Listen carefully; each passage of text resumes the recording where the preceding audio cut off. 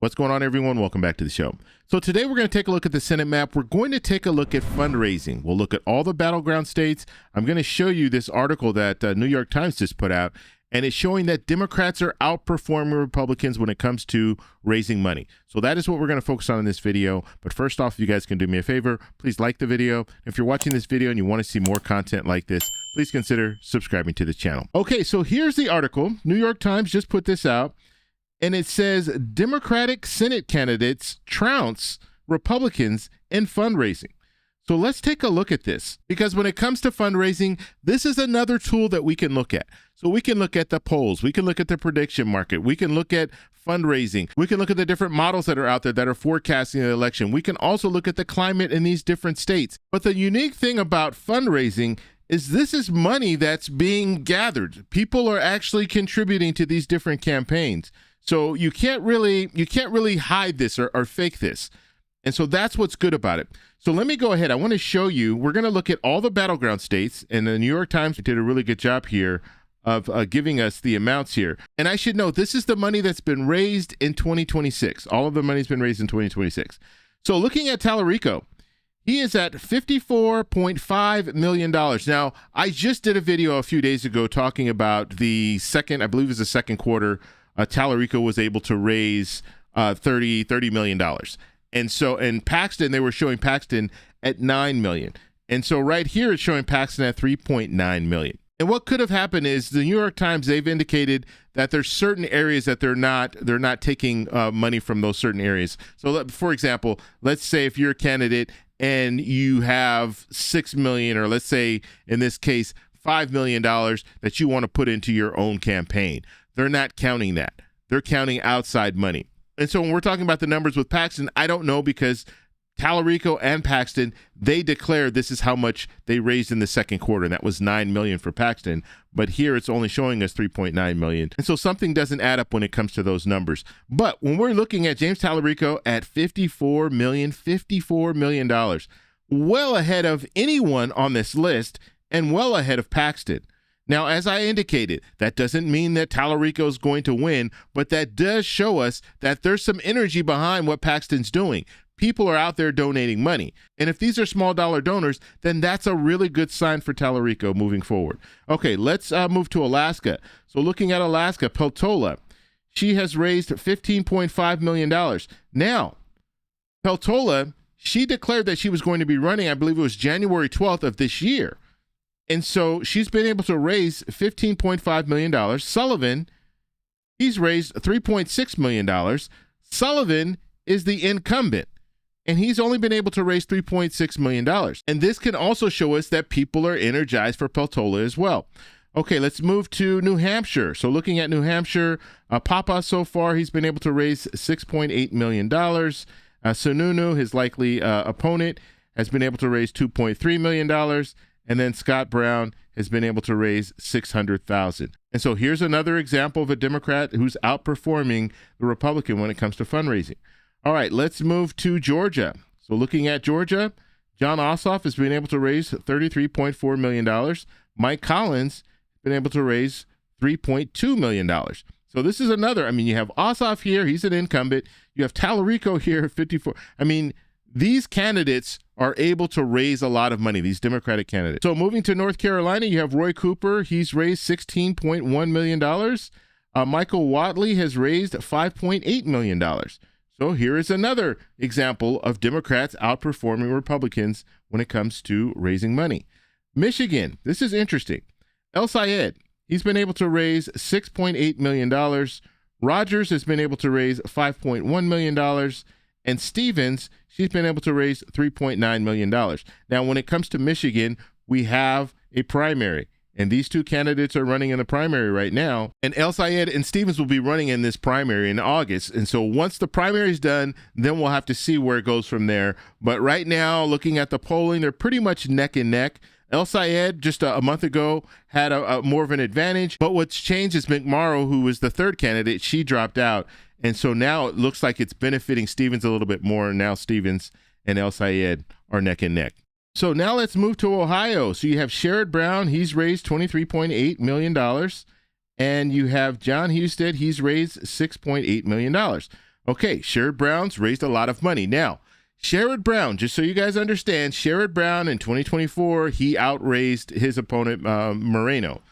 But Moreno ended up beating him. And so it's not always just about money, but when we see this, I mean, especially in this situation, $23 million, Sherrod Brown's been able to raise $23 million. Husted is the incumbent. He was appointed to the position, but he is still the incumbent. He's only been able to raise 6.8. I say only, that's a lot of money, but $6.8 million. Okay, let's move to Maine. Now, Plattner is no longer in, but Plattner was able to raise $13.1 million. Susan Collins was able to raise $8.4 million. Now, when it comes to Plattner's money, what happens to that? I don't know. I have no idea what they're going to do. Maybe this will give Plattner a little more leverage when it comes to, if he wants to say, hey, I really like this candidate. Can you consider this candidate over this candidate? Plattner could say that I'll donate some of this or all of this to whoever the candidate is, if that candidate is someone who I would endorse. And so we'll have to see where that goes. But that brings us to another situation in Maine. Whoever this new candidate is, they're going to have to raise money.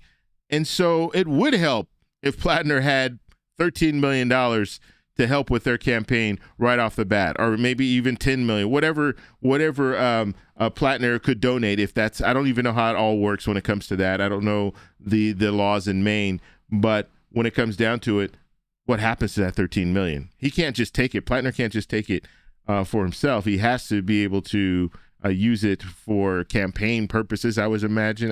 He can't just say, I got $13 million, now I can go move and buy another house or something. I don't think that's how it works. So now let's move to Iowa. Now, Iowa, this is one state where Republicans are doing better in fundraising when it comes to the Senate. Henson has raised $5.3 million. Tarek has raised $4.6 million. So they're close, but Henson is outperforming him when it comes to raising money. And so we'll have to see where that goes. And one thing worth mentioning when it comes to the Senate race in Iowa, Henson was always the front runner. When it came to Tarek had an opponent. And so a lot of that money, a lot of the fundraising that Tarek was pulling in, it was between two Democrats, whereas Henson was probably receiving the bulk of the fundraising on the Republican side. And so we'll just have to see if Tarek is able to raise more money now, or will Henson continue to outperform Tarek when it comes to raising money? Okay, so now what we're going to do is we're going to do a side-by-side. I haven't done this before, but we'll do this for the first time. You guys let me know if you like the side-by-side. Let me know in the comments below.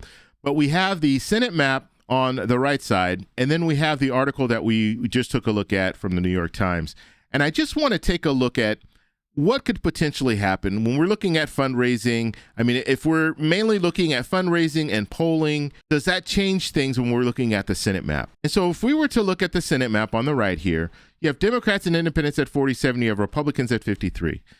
Now let's look at the states where we're seeing like Texas and Georgia, where Democrats are doing a really good job at raising money. So there's some energy there.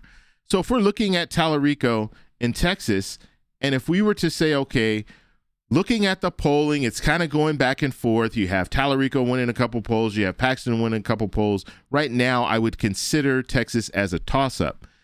And so if we used the fundraising to tip the scale, and we saw fundraising where Tallarico was $54 million he was able to raise in the first 6 to 7 months, and if we're looking at a state that right now is being considered a toss-up, we could give the nod to the Democrat because the Democrat is doing a much better job in campaigning.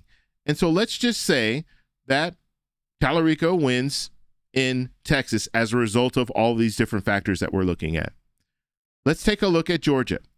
Georgia is a state that Democrats need to defend. They have to defend Georgia if they want to have a pathway to take back control of the Senate. Right now, when we're looking at fundraising, even when we're looking at the polls, it's showing that Ossoff is ahead. And then also it's worth mentioning that Georgia right now it's in a lean, we look at most of the models, it's a lean Democrat, okay? It's a lean Democrat state. And so looking at all the other factors, let's say Democrats are able to win in Georgia. Okay, let's look at another one. Let's look at Alaska. So when we're looking at Alaska, similar situation, very close race. You have Peltola before she was winning in pretty much all of the polls. The latest poll that came out, Sullivan actually had the lead. It was within the margin of error. Right now, I would call Alaska a toss-up because there's no clear leader. But when we start looking at the fundraising is showing us that Peltola is doing better than Sullivan. So let's say Democrats are able to win Alaska as a result of that. Okay, let's move to New Hampshire. New Hampshire is a state Democrats have to defend. If they want to take back control of the Senate, they have to defend New Hampshire. And so right now, Pappas is doing better than Sununu in the polling as well as in the fundraising. So let's say Democrats are able to win in New Hampshire. Let's look at North Carolina. North Carolina, for Democrats, if you're looking at the pickup ladder, North Carolina is their best pickup, their best opportunity to flip a seat. And right now, the polling is showing that Roy Cooper is winning. He's winning in pretty much every poll. Now, some of those polls fall within the margin of error, so there's no clear leader, but some of those polls are outside the margin of error, and Roy Cooper is ahead in those. And so if we look at fundraising, we look at polling, it's showing that Roy Cooper is able to outperform Whatley in fundraising. Let's say Democrats are able to win in North Carolina. Now we move to Michigan. When it comes to Michigan, as we stated, there's going to be a primary, so we don't know exactly how that's going to turn out. But El Sayed right now, even in the polling, El Sayed had a slight lead. Now it's more neck and neck when it comes to the Democratic side. When it comes to the head-to-head between Rogers and El Sayed, or Rogers and Stevens, it's a pretty close race. But just looking at previous history, Democrats have to defend Michigan. I think right now, Michigan still leans for Democrats. It's not, I wouldn't call it a toss-up at this point, but looking at the fundraising, El Sayed is doing the best in the fundraising, so it could be El Sayed up against Rogers. But for the sake of this discussion, let's say Democrats are able to win in Michigan. Now we move to Maine. When it comes to Maine, I would consider Maine a toss-up right now. Just a few weeks ago, Maine was leaning for Democrats, but we have to see who that new candidate is going to be on the Democratic side. We have to see as far as fundraising. We don't know how that will play out. And so right now, I would consider Maine as that toss-up, and there's a little asterisk there because we're waiting to find out more information. And then we move to Iowa. And so when we move to Iowa, Henson has been able to outperform Tarek in fundraising. And then Henson also, when we look at the majority of the polls, there are not that many polls that have come out of Iowa, but Henson did have the lead in previous polls. And then one of the latest polls, she had the lead. And then in the last poll that I saw, Tarek did have the lead.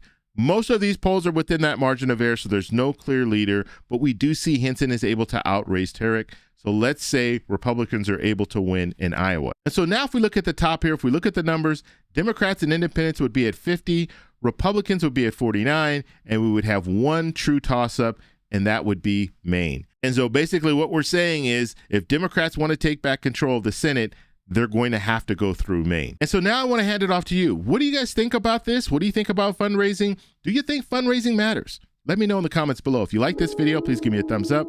Please subscribe for more. And remember, stay informed, stay engaged, and I'll talk to you in the next one. Bye. So that's all we have for this video. Make sure if you guys want to send me an email, you can do that, david@thetecshow.com. Like the video, subscribe for more, and check out these videos over here for some more great content. Talk to you later. Bye.